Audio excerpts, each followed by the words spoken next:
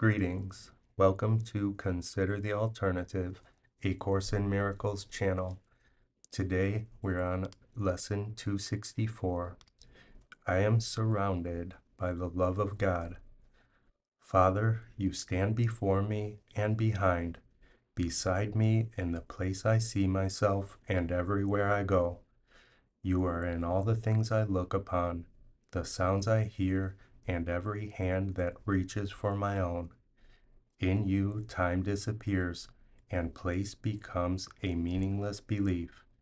For what surrounds your Son and keeps him safe is love itself.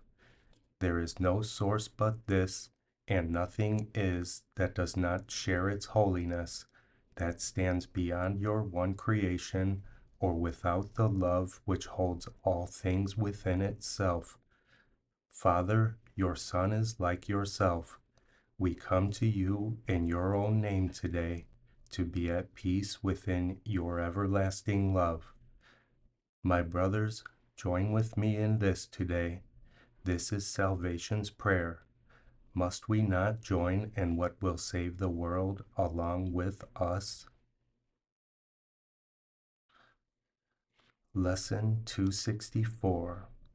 I am surrounded by the love of God.